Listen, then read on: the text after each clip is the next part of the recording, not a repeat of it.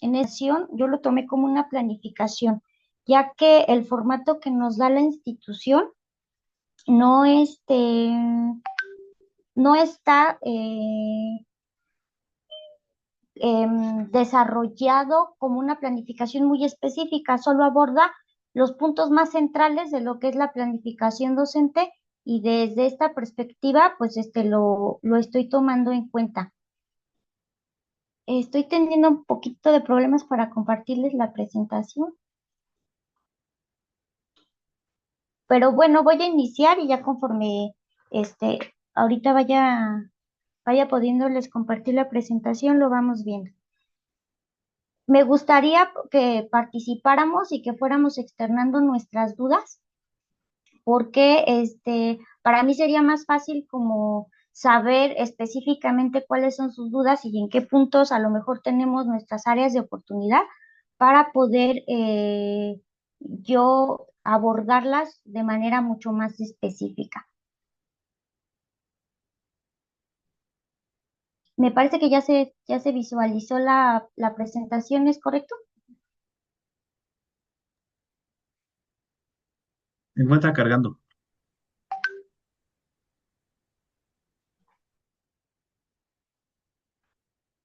A ver. Listo, ahora sí ya la podemos ver. ¿Sí? Bueno, entonces vamos a abordarlo desde la parte de la planificación. Em, los puntos centrales en toda planificación eh, es que a lo que va a ser nuestra labor docente. En este caso, es bien importante que nosotros tengamos en cuenta ese plan previo para que dentro del aula nosotros podamos cumplir con una serie de objetivos específicos antes de iniciar nuestras clases. Generalmente tenemos como la situación o la falsa creencia, ¿no? De que todo sale mejor de improviso, pero esa es una falsa creencia que nos hemos hecho acreedores como mexicanos, porque la parte de la planificación es sumamente importante. Para que nosotros tengamos los resultados que estamos esperando, sí debe de haber un plan previo, sí debe de haber un antecedente que nos permita a nosotros eh, saber justamente hacia dónde a llegar con lo que yo estoy haciendo con mi labor docente. Y desde esta perspectiva vamos a partir. Entonces, la planificación la vamos a tomar como esa clave o ese punto de partida para que tengamos en cuenta las acciones que vamos a llevar a cabo dentro del aula y poder desarrollar esas competencias o habilidades básicas en el alumno, lo que yo estoy pretendiendo que él alcance. Y entonces en este proceso de organización que vamos a nosotros a tener, vamos a encontrar una serie de puntos claves o puntos importantes que debemos abordar. ¿Cuáles son? Primero, vamos a ver cuáles son las competencias que debo desarrollar en el alumno, así como los contenidos y las opciones metodológicas con las que yo cuento. Generalmente, o la mayoría de nosotros somos especialistas en nuestra profesión, pero no en el ámbito educativo. Entonces, ahí es en donde tenemos ciertas áreas de oportunidad en las cuales nosotros podemos trabajar.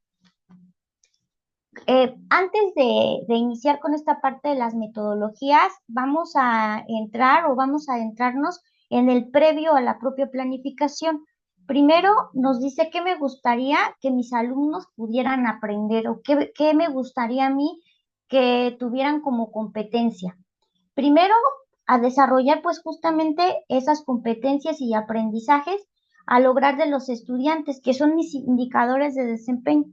Dentro de mi labor docente, lo que yo voy a hacer es que voy a tener una serie de indicadores que me van a permitir conocer si está habiendo un avance positivo en el alumno o no lo está viendo. ¿Y cómo podemos nosotros darnos cuenta respondiendo las siguientes preguntas? Primero, ¿qué debe saber el alumno?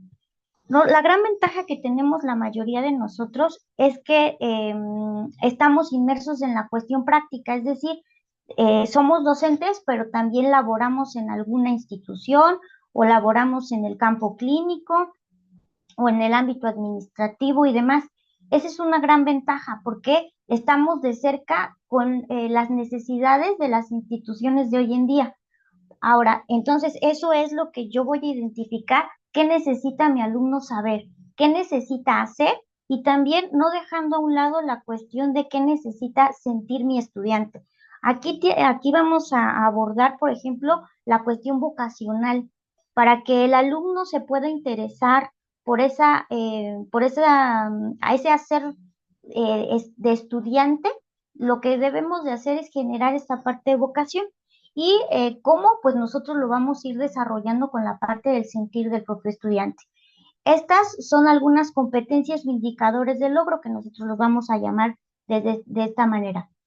¿Qué debo hacer yo para ayudar al alumno a lograr esas competencias o indicadores?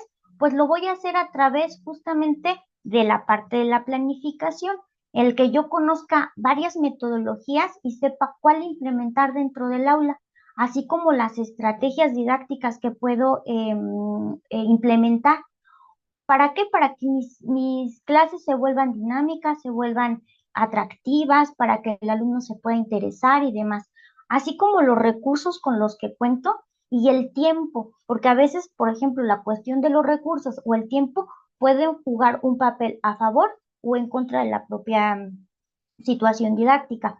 A lo mejor no cuento con los recursos que yo estoy solicitando, pues entonces debo de buscar la cuestión del tiempo. Son planes y programas cuatrimestrales. A veces se vuelven muy cortitos y los programas son muy largos. Pero si yo hago una buena planificación, yo voy a poder lograr y voy a poder abordar esta situación de una mejor manera. ¿Y cómo voy a determinar esos logros esperados en el estudiante? Pues a través de las técnicas e instrumentos de evaluación que también vamos a abordar más adelante. Em, antes de empezar con los modelos de enseñanza, me gustaría profundizar un poquito en el formato que nosotros estamos teniendo que nos están generando dentro de la institución para llenar este, mm, nuestro plan de trabajo, nuestra planificación docente. Bueno, yo tengo un ejemplo ya de algunas planeaciones que yo tenía con antelación. Les voy a mostrar uno para ir paso a paso entendiendo como el llenado correcto o el llenado que nosotros tenemos que hacer. Primero tenemos nuestra portada. Ajá. Ahí en la parte de la portada, pues ya está dada por la institución, solo hay que cambiar a veces la fecha o el periodo en el que nosotros nos estamos, em, en el cual nosotros estamos. Después tenemos, permítanme tantito, después tenemos nosotros lo que es los datos generales o los datos de identificación que nosotros manejamos. Esos datos de identificación, pues está muy sencillo como el llenado, pues es el nombre de la propia institución, eh, la asignatura o materia la cual yo estoy impartiendo, que en este caso sería de psiquiatría. ¿Sí pueden visualizar mi Mm, ejemplo? No lo No, alcanzamos a ver. Ah, ok, permítanme tantito.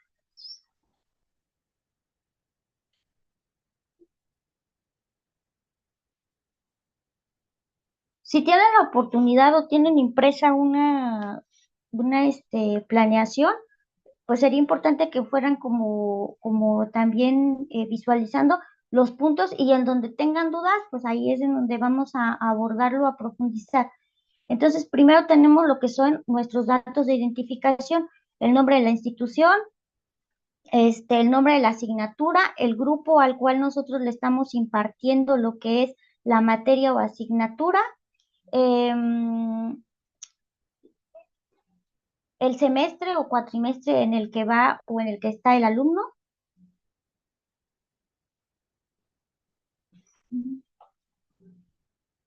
¿Ya se puede visualizar? Está cargando, profesor. Es que tengo problemas por la lluvia con Listo, la ya se ve. pantalla. Ok. Entonces tenemos aquí la especialidad a la cual estamos nosotros dirigiendo nuestra planeación, el semestre, y vamos con los contenidos programáticos. Los contenidos programáticos, esos nos los da la institución. ¿En dónde? En los programas de estudio. De ahí vamos a extraer nuestros contenidos programáticos. Primero debo de checar yo mi plan y programa o el plan de estudios. Voy a contar cuántas unidades tengo y voy a contar cuántos temas son. Una vez que yo tengo el conteo de los temas, me voy a ir a las horas. Ajá, acá tengo las horas. También nos dan al inicio nuestro calendario de actividades. Ahí yo me voy a ir a mi calendario y voy a ver cuántas horas tengo disponibles durante todo el cuatrimestre para desarrollar mis clases. Aquí, por ejemplo, yo le puse que tenía 14 horas y que en mi primer parcial voy a cubrir con 7 horas. Y en el primer parcial voy a abordar estos cinco temas, ajá, con sus respectivos subtemas. Como el espacio a veces muy pequeño o es muy pequeño, entonces yo solo coloqué los temas. Los subtemas, por ende, ya vienen añadidos en la parte del tema. Si es que fuese necesario que haya un subtema que viene muy extenso o que yo tengo que hacer mucho hincapié en él, sí se coloca. Y si no, pues podemos nosotros dejarlo solo como el tema. Y en la parte de las fechas de aplicación, pues las fechas de aplicación también nos las dan en el calendario de actividades, de qué periodo a qué periodo es. Y de esa manera nosotros vamos desarrollándonos. ¿Alguien tiene alguna duda hasta aquí? Ok, entonces vamos a continuar. Una vez que yo ya llené esta parte, ahora sí, vamos a entrar en la parte de los objetivos y demás. Sin embargo, antes de que yo tenga como ese llenado, tengo que tener conocimientos previos importantes para poder hacer el llenado. Vamos a regresar a nuestra presentación y de esta manera vamos a ver cuáles son los modelos de enseñanza. Hay muchos modelos de enseñanza. Actualmente están saliendo también muchos y muy innovadores. Sin embargo, yo les coloqué los que considero yo que son como los que más se utilizan y que se pueden adaptar a nuestras necesidades muy fácil. Aquí tenemos modelos de enseñanza, el tradicional, que es el que a lo mejor eh, desde un inicio de nuestra vida escolar nosotros nos enseñaron de esa forma, en donde el alumno es mayormente pasivo y aquí el activo es el docente, porque el docente explica, dicta y los alumnos se abstienen al escuchar y al hacer las anotaciones o sus apuntes. A lo mejor decimos, es un método, método tradicional es muy viejo y ya no se utiliza. Sin embargo, yo soy de la idea que hay que rescatar lo que nos sirve de cada uno de los modelos. El modelo tradicional nos permite que el alumno tenga el concepto y el apunte tal cual nosotros queremos que lo plasme a la hora de hacer el examen. Luego tenemos muchas dificultades o los alumnos se llegan a quejar porque dicen, es que el maestro quiere exactamente el concepto como él nos lo dictó. Y es que en realidad así debe de ser. No es lo que ellos piensen, no es que recorten el concepto a lo que ellos tengan una idea o lo que ellos sienten que es ese concepto, sino que por eso tenemos la cuestión teórica, para que tengan fundamentado el propio concepto del cual nosotros estamos enseñándoles. Y también nosotros podemos respaldarnos que si les enseñamos los contenidos que vienen en el examen, ¿por qué? Porque lo podemos cotejar con su libreta. Y esto nos permite a nosotros poder decir, sí, mira, tal fecha, aquí te di el concepto y debiste haberlo estudiado o debiste haberlo dejado tal cual. También depende mucho del tema y también depende mucho de la asignatura. Hay asignaturas que son más de que el niño o el joven en este caso razone y entonces a lo mejor un método tradicional no nos funciona mucho. Por eso debemos de ver que se adapte a nuestras propias necesidades. También hay generaciones específicas o grupos específicos que te piden que les dictes el concepto tal cual. Es que, ¿qué va a venir en el examen, maestro o maestra?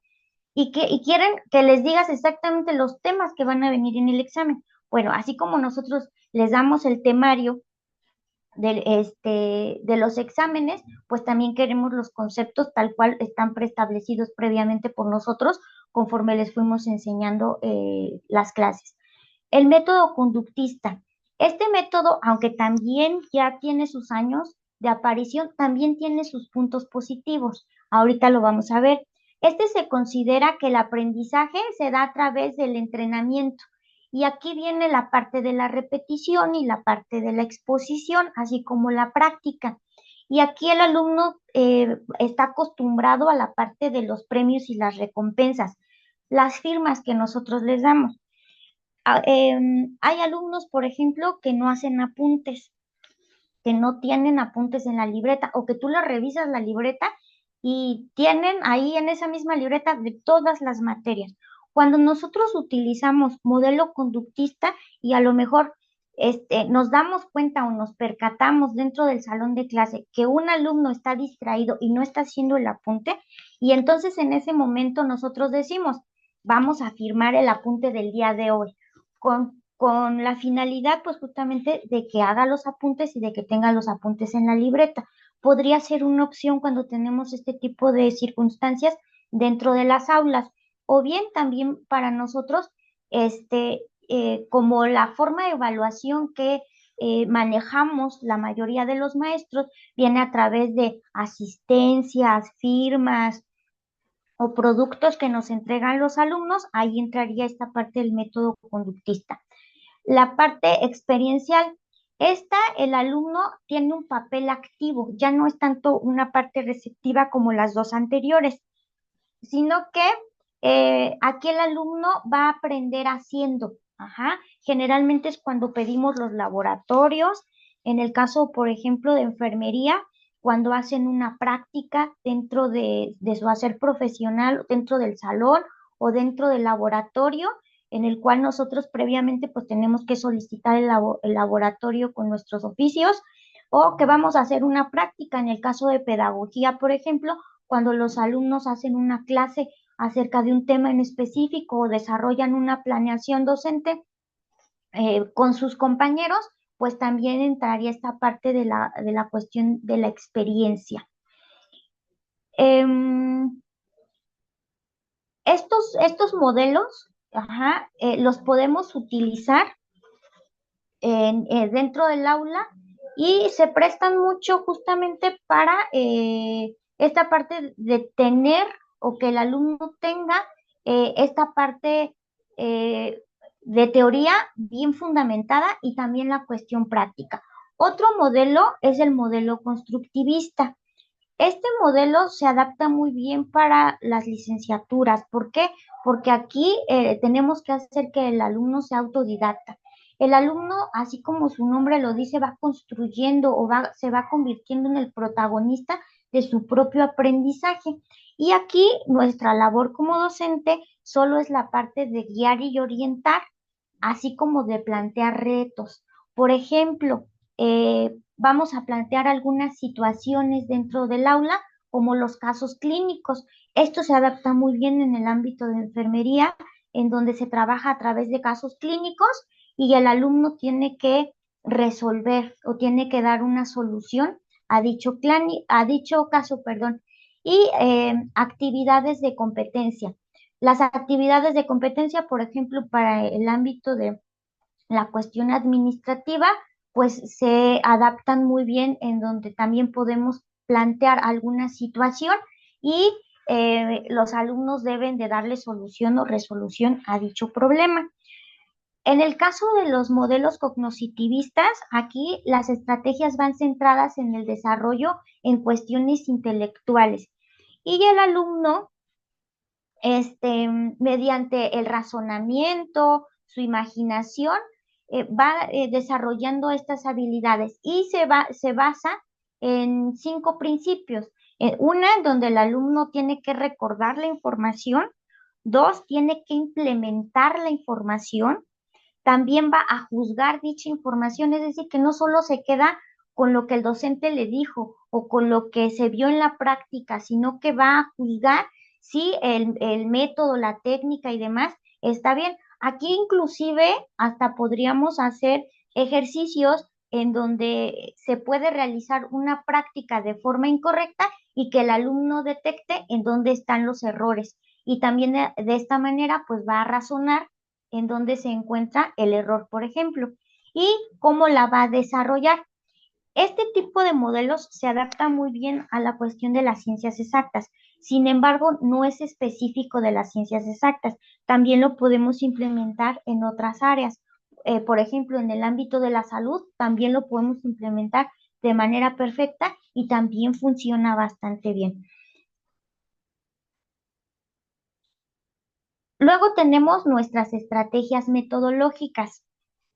Aquí en las estrategias metodológicas vamos a tener aquel conjunto de procedimientos que nosotros vamos a utilizar, como los recursos cognitivos, afectivos y los psicomotores. Estos están ligados al estilo de aprendizaje del alumno. ¿A qué vamos? A que nosotros tenemos que observar cómo funciona nuestro alumno y cómo funciona el grupo.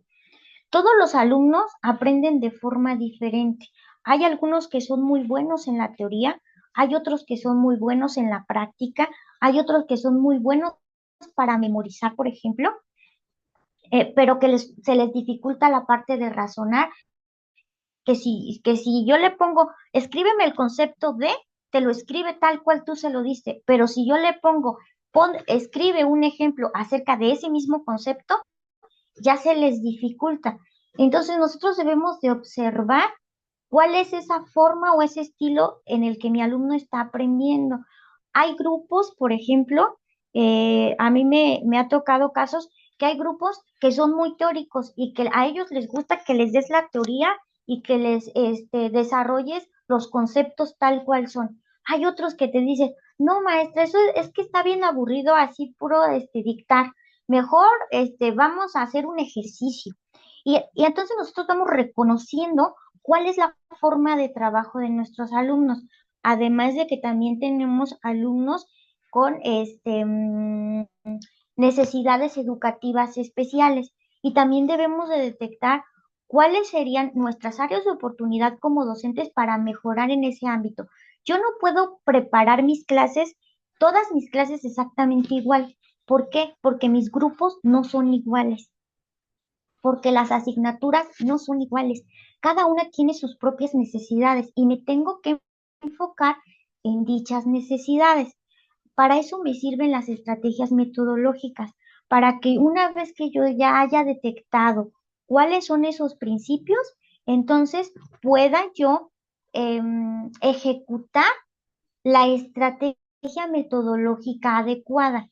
Yo sé que muchos de nosotros pues no tenemos como esta instrucción de forma eh, educativa en cuestiones de metodologías, pero sí tenemos algo importante, hemos sido estudiantes y eso nos permite poder identificar estas metodologías, entonces no estamos tan distantes de esta situación.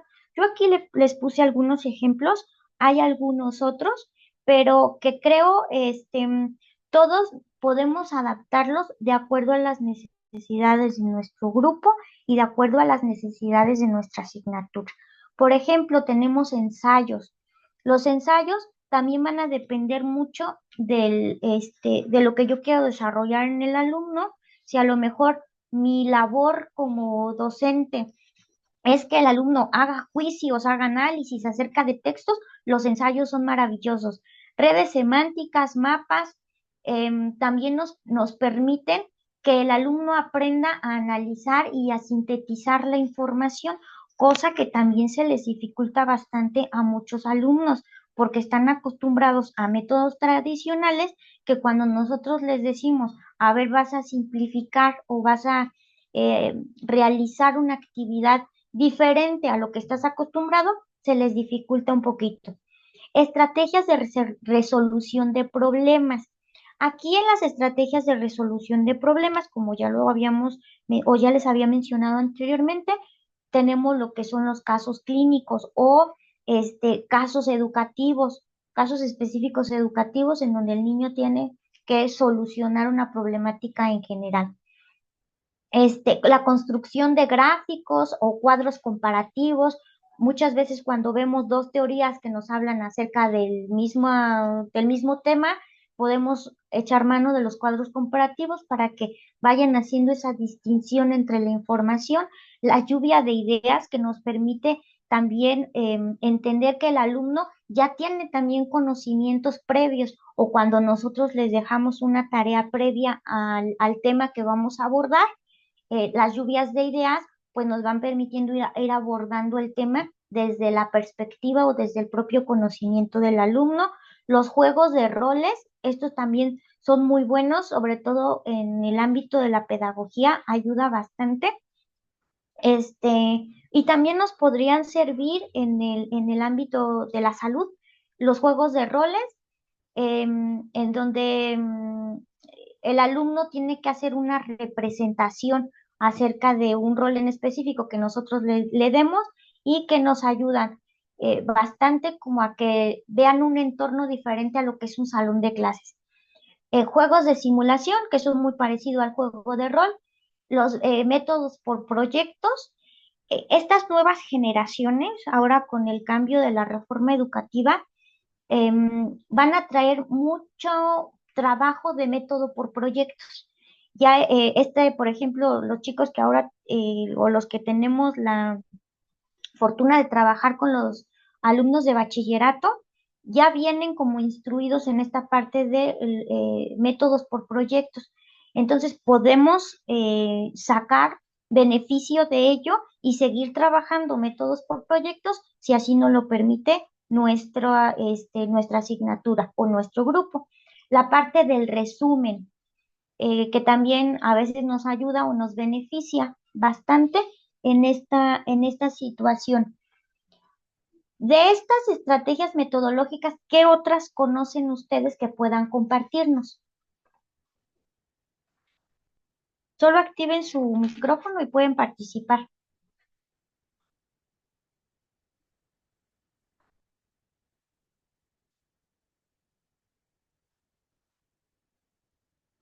Ay, no los escucho. Elaboración de maquetas, licenciada. Así es, muy bien, haciendo maquetas. Por ejemplo, hace un par de días vi que los chicos traían su maquetita de la célula y entonces es una estrategia metodológica que nos permite que el alumno que es más de hacer, que es más kinestésico, pueda tener la parte del aprendizaje. ¿Qué otros conocen?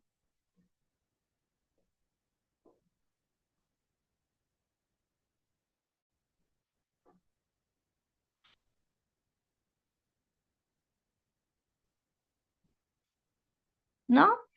Portafolio de evidencias, por ejemplo, también las carpetas que les pedimos, fichas descriptivas.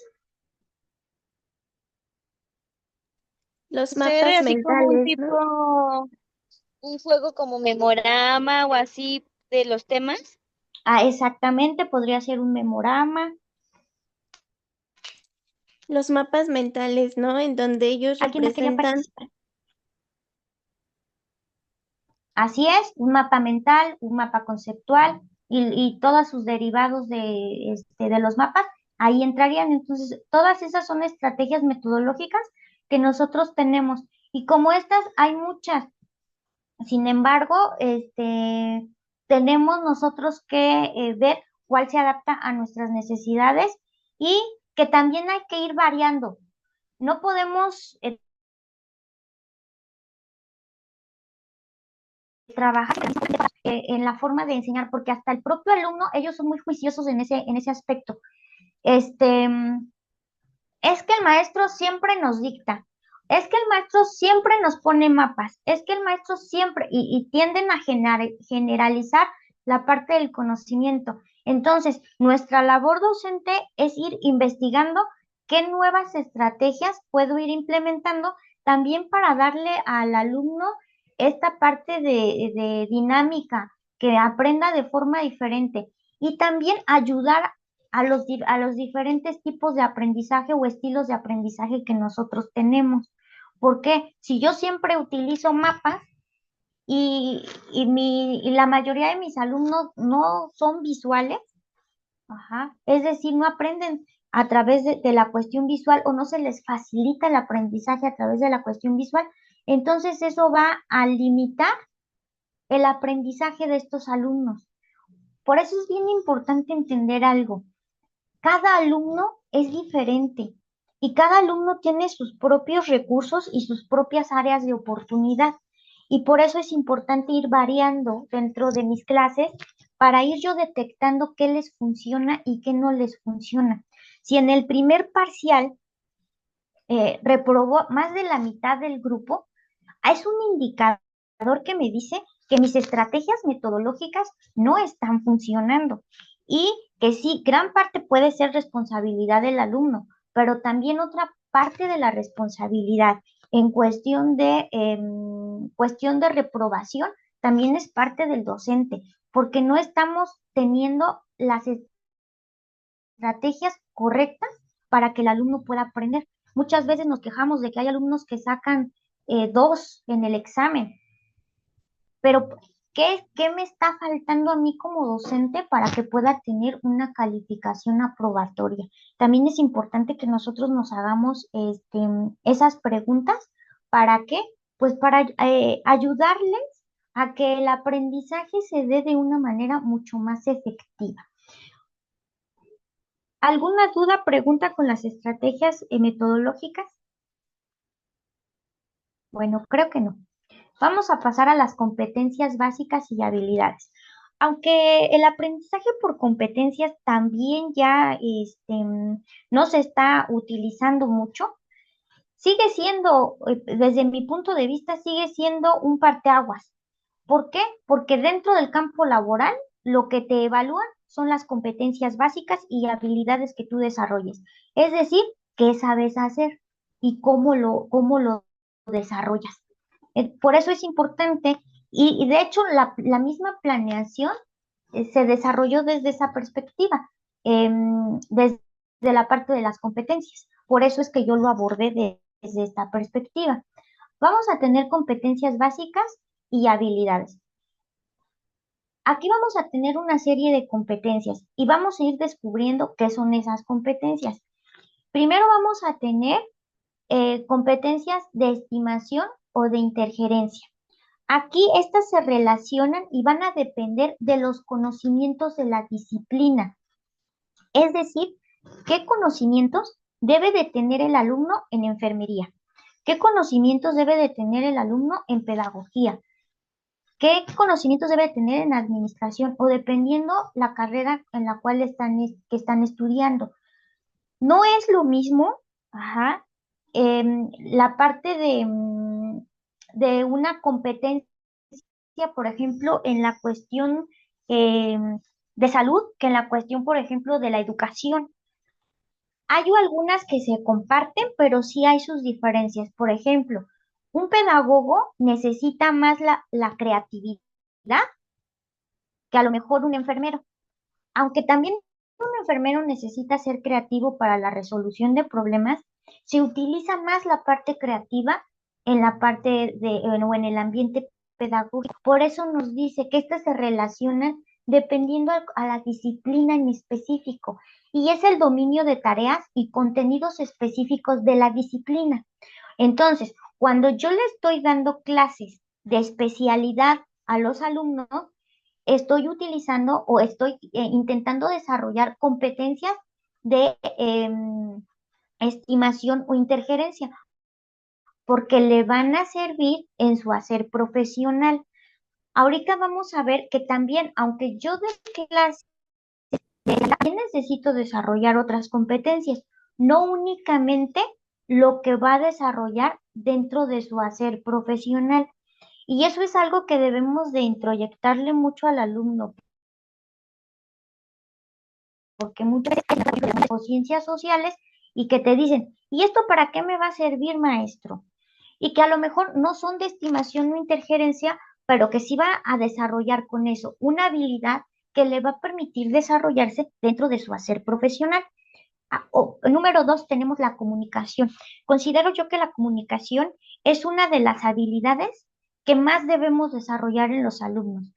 Un alumno o una persona en general que sabe comunicar, que sabe expresarse, que sabe externar sus necesidades, es una persona que se va a desarrollar de forma individual y personal. Una persona que se limita a externar esas necesidades va a tener muchas dificultades para su desarrollo personal. Y si lo traspasamos a la cuestión profesional, pues también vamos a tener esas deficiencias. Yo puedo tener los conocimientos teóricos, pero si no los sé externar y ponerlos en práctica, es como si no los tuviera o no me sirve tenerlos de forma almacenada como las enciclopedias que están guardadas en el librero de mi casa. No, de nada me sirve que estén ahí. A lo mejor las tengo, las adquirí, pero si no las leí, si no las conozco y si no las pongo en práctica, no me van a servir de nada. Por eso las habilidades de comunicación son sumamente importantes. Aquí vamos a tener habilidades verbales y vamos a tener habilidades en cuestiones de lectura. Las habilidades verbales, pues es que el niño o el alumno, perdón, aprenda a hablar, a escuchar, ¿no? No todo nada más es que externe, sino que también tenga una escucha activa. Los que trabajamos en el área de la salud, por ejemplo, o nosotros que estamos en el área educativa, la parte de la escucha es tu mayor herramienta para poder detectar necesidades. Y una vez que tú le enseñas al alumno a escuchar para detectar necesidades, y entonces crear programas que le permitan una mejora continua al paciente, al alumno y demás, vamos a poder hacer mejor nuestro trabajo. Que aprenda a formular preguntas, que externe sus dudas y que esas dudas sean resueltas, pero que te formule las preguntas de una forma precisa. Muchas veces preguntamos, ¿tienen dudas? No. Y a la hora del examen, es que no le había entendido yo a lo que usted nos dijo. ¿Por qué? Porque no preguntan o no saben formular la pregunta. ¿O cuál es tu duda? A veces le decimos, es que no le entendí, maestra. ¿Y cuál es tu duda? Ah, es que no le entendía nada.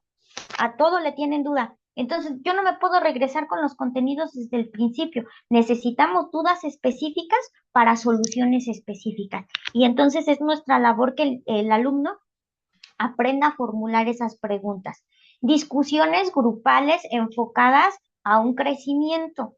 Ajá, que haya una discusión grupal, que el alumno aprenda a intercambiar ideas, porque esto se hace mucho dentro de la cuestión profesional y a veces no lo sabemos hacer de forma correcta. Habilidades de lectura, algo que considero yo estas nuevas generaciones tienen muchas deficiencias. Leer críticamente, no solo leer para entender la información, no solo para memorizar un contenido, sino que tenga una lectura con criterio, que sepa discernir de lo que está viendo o lo que está leyendo, lo que está escuchando inclusive. Seleccionar información, muchas veces no saben hacer un buen resumen. Muchas veces no saben hacer una reflexión, no saben hacer un análisis. Ajá, tienen ciertas dificultades en ese ámbito que, que les limita en la cuestión del aprendizaje. Tomar una posición frente a la información. Hay muchas teorías, por ejemplo, o sí, muchas teorías, voy a dar el ejemplo con teorías, que a lo mejor no se adaptan a mi forma de pensar de manera profesional y que también se vale que el alumno tome una posición frente a la información que está viendo. A ver, ¿no estás de acuerdo en esto? ¿Por qué situaciones? Por ejemplo, en el caso de asignaturas como ética, se presta muy bien para la toma de posición frente a la información. ¿Por qué estás de acuerdo con la cuestión bioética? ¿Por qué no estás de acuerdo? cuáles son los puntos de partida que vas a tomar para hacer un análisis de dicha información. Aquí también en el ámbito de la comunicación vamos a tener habilidades de expresión escrita. Recuerden que la parte de la comunicación pues no solo es la cuestión oral, sino también la cuestión escrita. Que aprendan a escribir, que también tienen muchas deficiencias. No solo es labor del maestro de taller de lectura y redacción, sino que también nosotros tenemos que contribuir en esa parte a que el alumno desarrolle habilidades en las cuestiones escritas, a elaborar reportes, a hacer síntesis, la parte de los ensayos y demás. Habilidades de computación, procesar información, la búsqueda de información, que son como las que yo considero más importantes, pero ahorita tenemos la gran ventaja y desventaja de la inteligencia artificial. Y que ahora, si nosotros no le enseñamos al alumno esta parte de habilidades en cuestiones de computación, también va a ser una limitante el día de mañana cuando se desarrollen profesionalmente. Por eso es mejor incursionarlos desde nuestra trinchera y desde donde yo pueda, que hagan una búsqueda de información en sitios que sean reconocidos, enseñarles, irlos guiando, porque a veces damos por hecho que el alumno ya lo sabe y la verdad es que no lo sabe. A mí me ha tocado, se supone que estas son las generaciones de las tecnologías, pero no saben que es una sangría de 5 espacios en Word. Entonces, sí necesitamos instruirlos e irlos guiando en esta parte. Y número 3, tenemos habilidades y competencias de pensamiento crítico. Aquí tenemos que desarrollar, por ejemplo, la cuestión de la evaluación. Ajá, que el alumno pueda evaluar, que comprenda, que integre los datos y que haga una diferenciación entre los mismos. Así, de igual forma, la parte del análisis, que aprenda a argumentar el por qué. Muchas veces en el campo de la metodología le dices, justifícame este, tu investigación y no saben argumentar, no saben justificar el por qué. Y yo creo que los administrativos de la escuela no me dejarán mentir, cuando entregan sus planes de trabajo, es algo en lo que tienen muchas deficiencias los alumnos y que nosotros como docentes también tenemos que ayudar o beneficiar al alumno a que obtenga estas competencias. Em, la toma de decisiones, que el alumno aprenda a tomar decisiones. ¿Por qué? Porque en el campo profesional eso hacemos todos los días. Generalmente cuando nosotros estamos frente a nuestra área de trabajo, independientemente el campo, el área a la que nos dediquemos, tenemos que tomar decisiones. Y entonces em, en esta evolución que va teniendo el alumno dentro del aula, tenemos que hacer que el alumno aprenda a tomar decisiones. ¿Cómo lo podemos apoyar? A través de jerarquizar y de dar prioridades. Muchas veces, a enseñarles lo urgente de lo importante. Hay algunos casos que son importantes, pero hay otros casos que son urgentes. ¿Cómo intervienes? ¿Desde qué perspectiva? ¿Qué harías en esta parte de la resolución de problemas? Y de consulta. Aquí, por ejemplo, también entrarían habilidades como de computación y los procesos de investigación que tiene que ver con toda la parte metodológica. A veces tenemos, por ejemplo, problemas para que los alumnos citen en formato APA y creemos que pues el alumno ya lo tiene que saber, pero si no sabe, es nuestra labor como docentes irlos guiando en el proceso para que lo sepan. Procesos de investigación. No les digas, vas a traerme una investigación acerca de psiquiatría. No, me vas a traer una investigación en cualquiera de estas 3 páginas o cualquiera de estos 3 buscadores que son oficiales y que vas a encontrar información. Tenemos muchas bibliotecas digitales en las cuales nosotros como docentes podemos acercar al alumno a esas bibliotecas digitales y decirles en dónde buscar, pero también a veces les dejamos toda la labor al alumno y es cuando nos traen información que ni siquiera va con lo que nosotros les estamos solicitando. Aquí también tenemos competencias de relación, que son actitudes que van relacionadas con la cuestión del humanismo y los valores, así como la ética profesional y la cuestión legal. Bien importante que sí nos adentremos a los códigos de ética. Y cuando nosotros tocamos temas de esta índole, vamos a tener que, o estamos desarrollando en el alumno estas competencias para relacionarse con el otro desde una perspectiva totalmente profesional, que sepan la parte legal, la parte de los valores y la parte del humanismo. Yo tengo ya bastante tiempo trabajando para CETEM y y una característica que me gusta mucho es que se centran mucho en la parte de la formación profesional, desde la cuestión del aspecto personal, ¿no? En cuestiones de aseo, limpieza, el uniforme, portarlo como debe de ser, bien peinaditos, que una presentación en cuestiones de un profesionalismo, creo que es uno de los puntos importantes y que más se trabajan dentro de la institución y que también nosotros como docentes dentro del aula también tenemos que acercar al alumno desde esa perspectiva humana, no hacer nada más robots de conocimiento, sino que también la mayoría de las carreras en las que trabaja o en las que trabajamos nosotros tienen que ver con otro ser humano y esta parte de cómo relacionarnos es sumamente importante. La parte también de la cultura, acercar al alumno a la cultura, a esa parte del conocimiento general. Aquí entran disciplinas en cuestiones, por ejemplo, como el humanismo o las humanistas y la parte del arte, pero que también nosotros desde nuestra trinchera, aunque yo sea personal de salud o aunque yo sea personal de otra área, debo de crear alguna estrategia para acercar al alumno a esta parte cultural y que nos va a permitir pues que el alumno tenga una competencia mayor para cuando egrese. Y las relaciones interdisciplinares, esto es bien importante, que el alumno aprenda a que nosotros trabajamos como equipo multidisciplinario y que si tú no aprendes a trabajar como equipo multidisciplinario, vas a tener muchas áreas de oportunidad dentro de tu persona y de tu profesionalismo. Es bien importante que aprendan a trabajar en equipo, que aprendan a entender la importancia de esta parte interdisciplinar.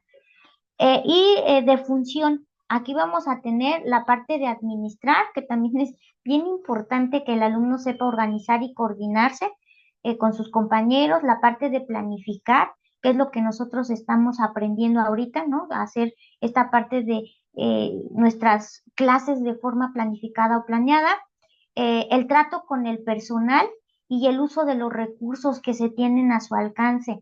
Muchas veces, sobre todo, por ejemplo, de manera muy personal, con las chicas de pedagogía o de puericultura, yo les digo, a veces dentro del aula no tenemos los recursos que nosotros quisiéramos y a veces hay que improvisar. Y esta parte también de la improvisación la tienen que aprender pues dentro del aula con nosotros.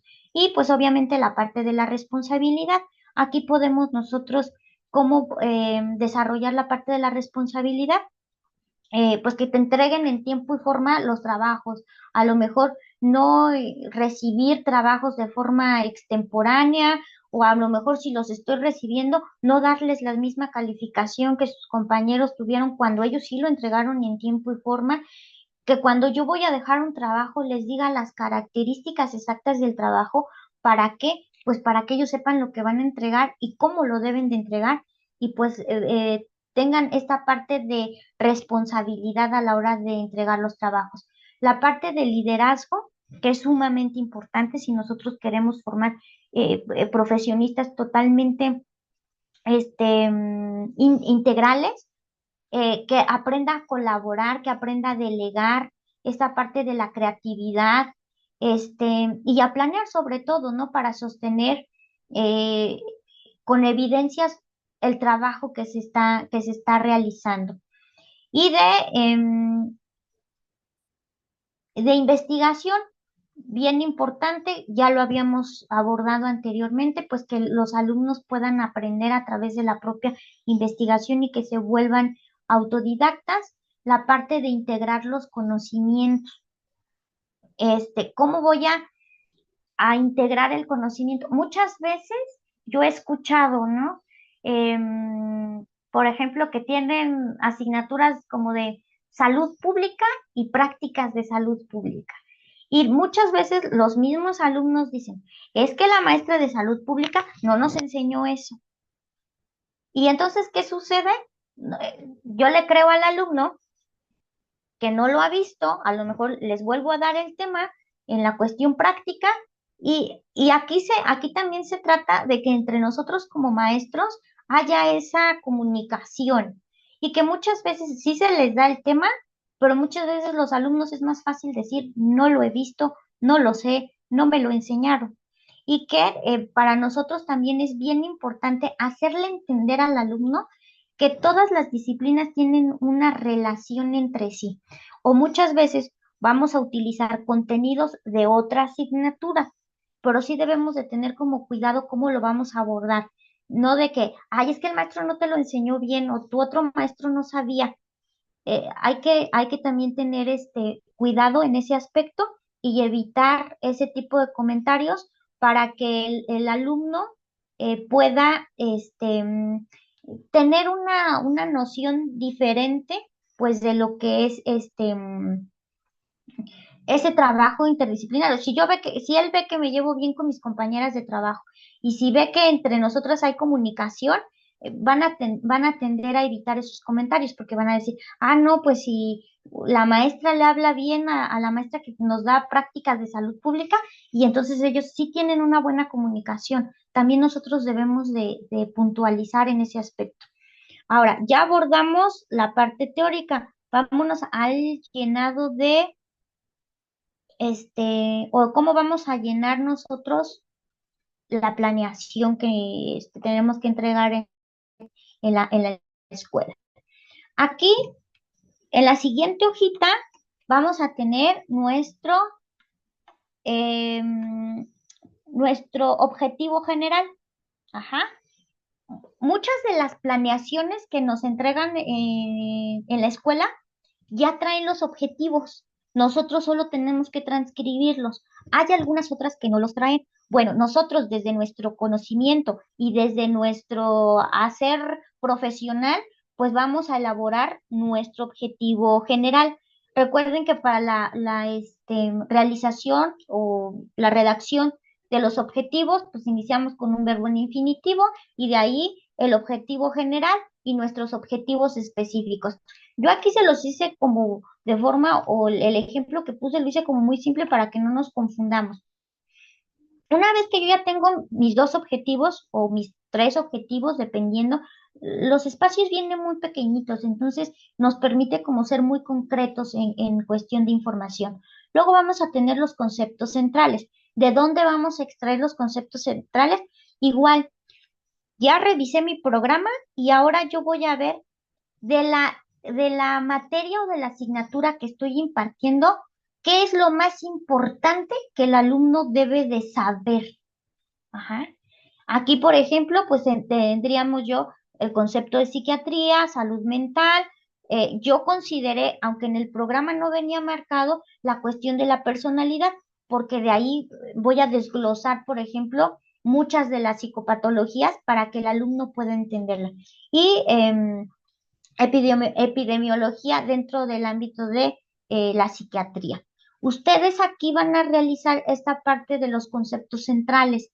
¿Qué debe de saber el alumno? Ahí es en donde vamos a hacer como énfasis o hincapié. Los modelos didácticos. Ya vimos los modelos didácticos anteriormente. Voy a ver cuál se adapta a mis necesidades. Por ejemplo, yo aquí puse modelo constructivista y modelo tradicional porque yo consideré que para esta asignatura era la forma en la que mis alumnos iban a desarrollar esas competencias. Y aquí en las estrategias metodológicas, pues voy a poner las estrategias que yo utilicé. Puse exposición del docente. Como puse modelo tradicional, pues entonces forzosamente hay una exposición por parte del docente, porque aquí el docente es la parte activa y el alumno es la parte receptiva. Pero también puse la parte del constructivismo, entonces voy a utilizar la parte de los mapas mentales, mapas conceptuales, lluvia de ideas, y yo utilicé el uso de la técnica de parafraseo, que creo que me ayudaba bastante en esta materia. Luego tenemos otros dos recuadritos en la parte inferior, que son los estándares de habilidad. Esas son las competencias, ajá, habilidades y competencias. Aquí yo le puse habilidades de lectura.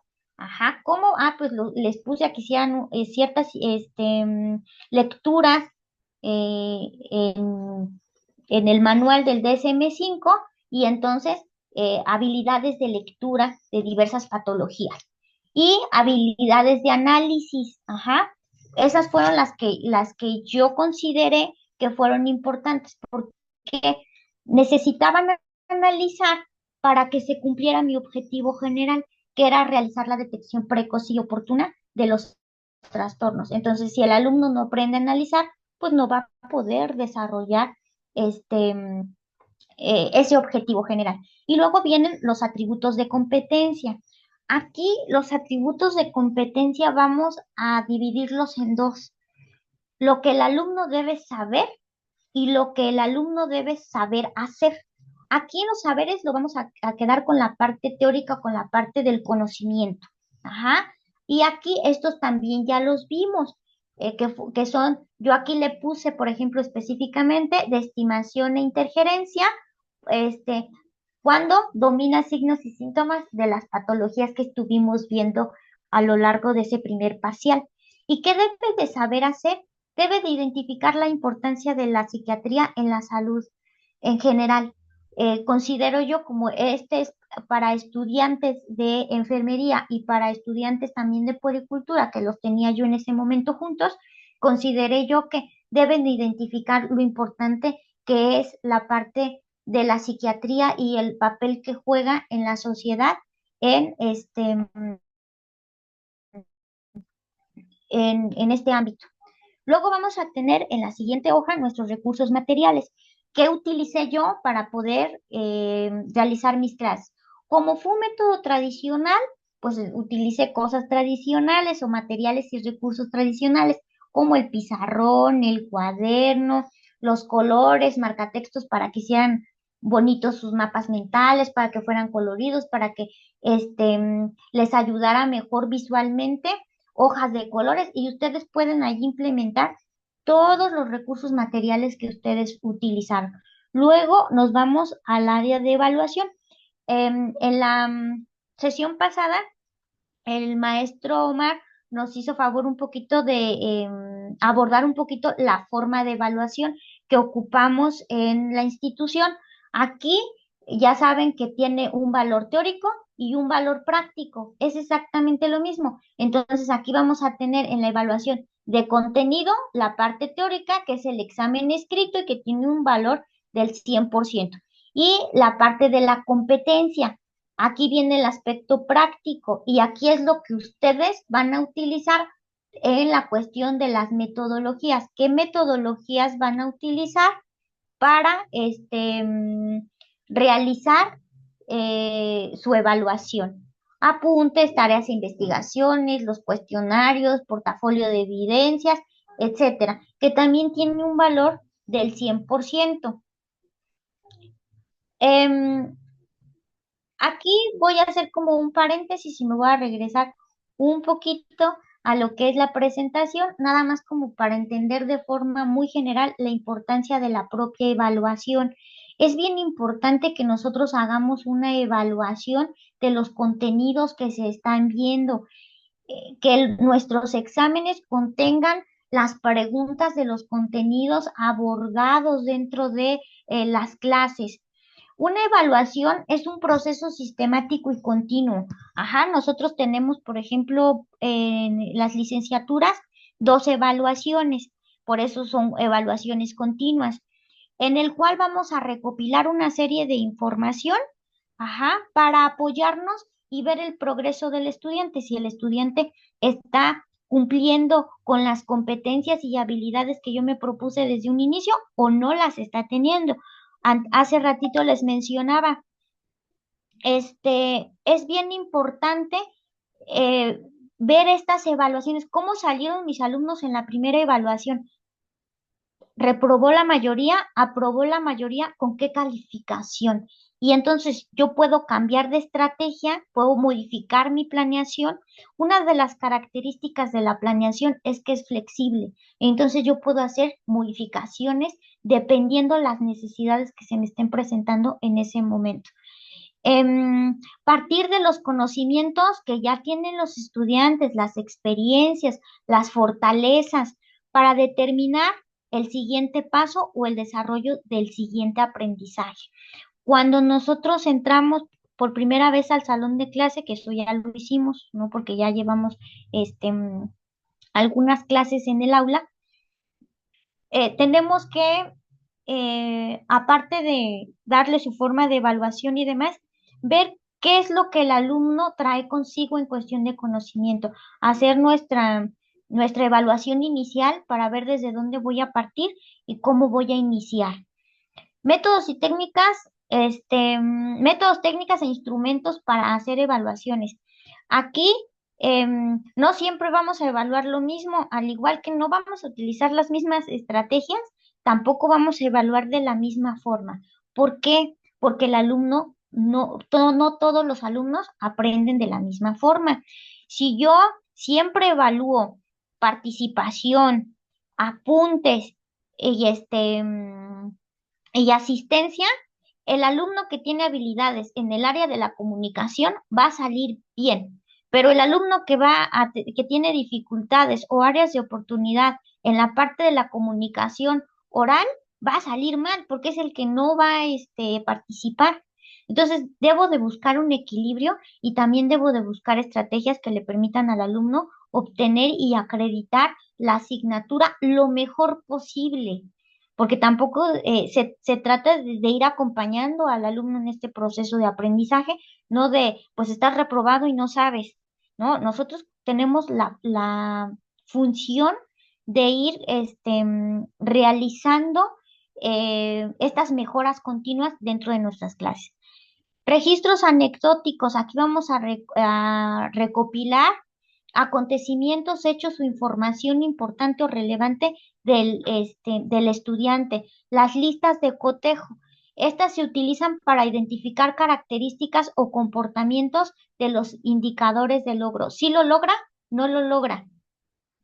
Fichas o pautas de observación. Aquí vamos a observar y se va a recopilar información cualitativa para determinar el nivel de logro del estudiante. Las rúbricas, que es lo que más utilizamos nosotros, o la mayoría, considero yo, que consiste en la escala de criterios a evaluar. Tú le pones una serie de criterios al alumno que él debe cumplir y que nosotros pues vamos a hacer una evaluación.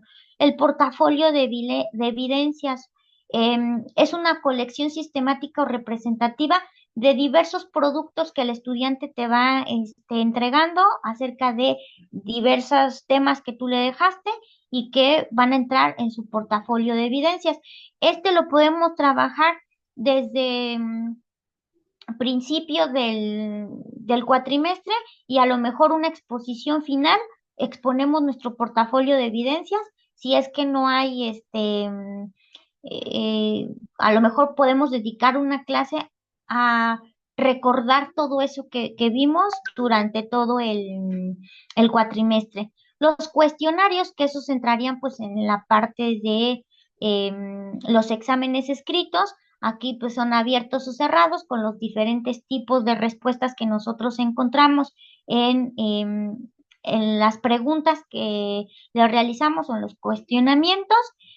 En la parte de la entrevista, que esta se utiliza para obtener información del conocimiento, ideas o sentimientos del propio estudiante. Estas también son importantes que las vayamos realizando para ver qué tanto estamos avanzando en la parte de los contenidos.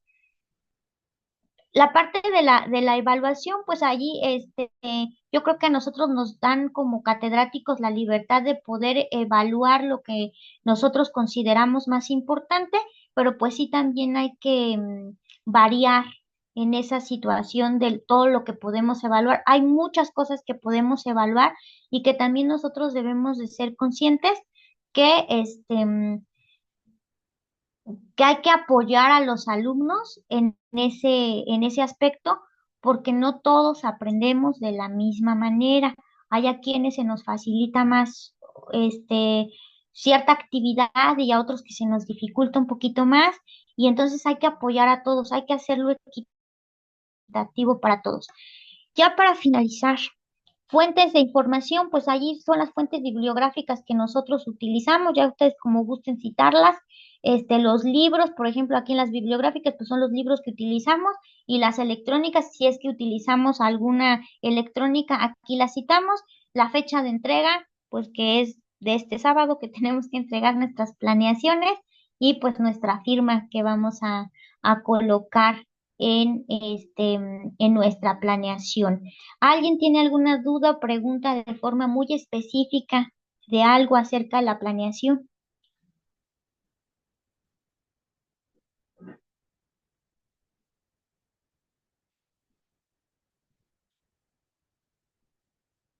¿O expliqué muy bien o ustedes entendieron todo muy bien?